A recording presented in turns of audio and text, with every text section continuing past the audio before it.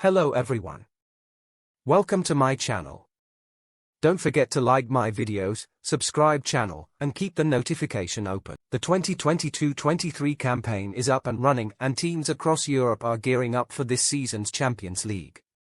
Real Madrid edged out Liverpool 1-0 in May to claim European glory last term with Vinicius Jr. scoring the vital winner in Paris.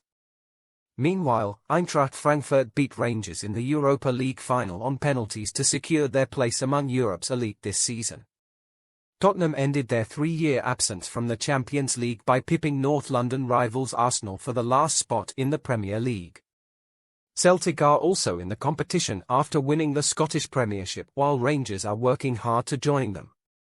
Who has qualified for the Champions League this season?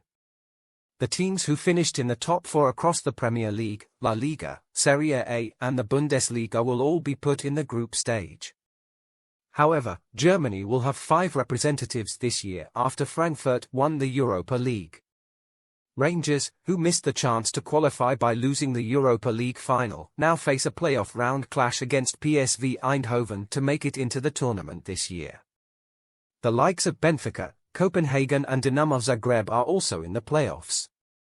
Here are the teams confirmed so far: Manchester City, Liverpool, Chelsea, Tottenham, AC Milan, Inter Milan, Napoli, Juventus, Real Madrid, Barcelona, Atletico Madrid, Sevilla, Bayern Munich, Borussia Dortmund, Bayer Leverkusen, RB Leipzig, Eintracht Frankfurt, Paris Saint-Germain, Marseille, Shakhtar Donetsk, Club Brugge, Porto, Sporting Lisbon, Red Bull Salzburg, Ajax, Celtic.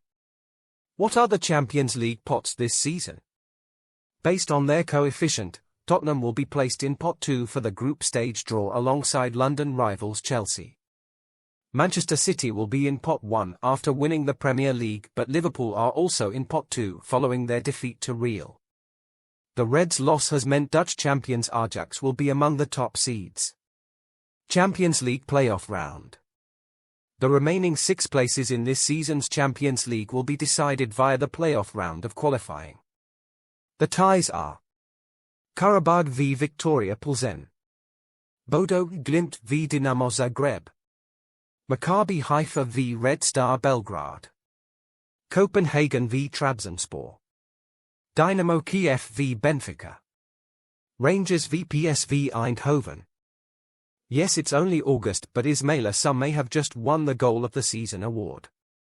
Sarr incredibly scored from inside his own half to give Watford the lead in their championship clash at West Brom last night. It's a strike the 24-year-old will never forget. The Senegal star controlled the ball a couple of yards behind the halfway line before having a punt. With Baggy's goalkeeper David Button a long way off his line, Sarr's effort flew in, taking just one bounce before dropping into the net. And the goal bore resemblance to some iconic strikes from former Manchester United stars David Beckham and Wayne Rooney. Innovative and absolutely remarkable. From the halfway line, he has beaten David Button, the West Brom goalkeeper.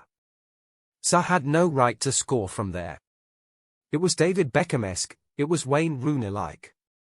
It's Ismaila Sarr for Watford in the Championship, and it's truly magic.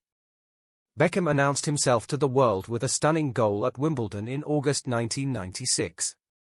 While Rooney did something very similar against West Ham at Upton Park in March 2014. You won't see a better goal in the Championship this season.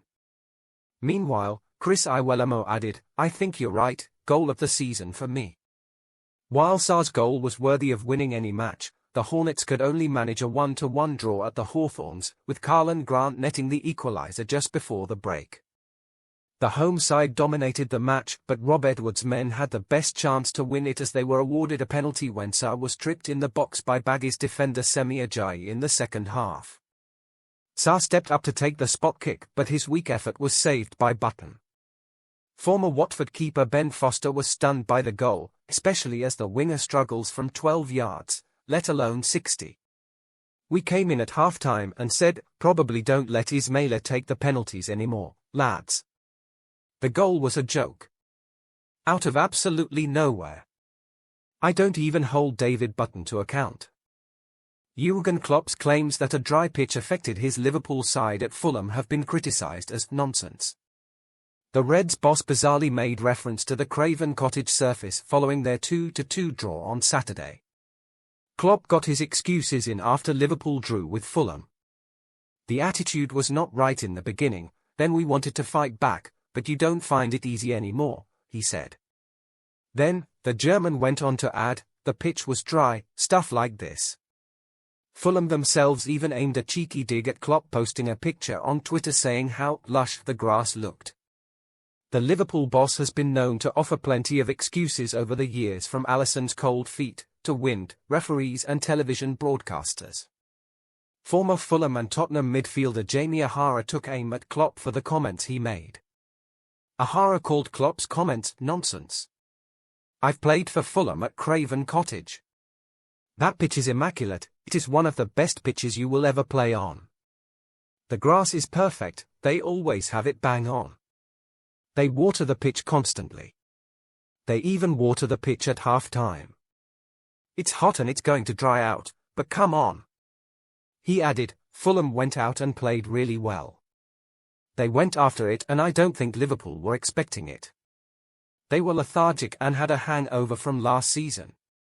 They weren't at the races and Fulham capitalised on that. To come out and make excuses about the pitch is just nonsense.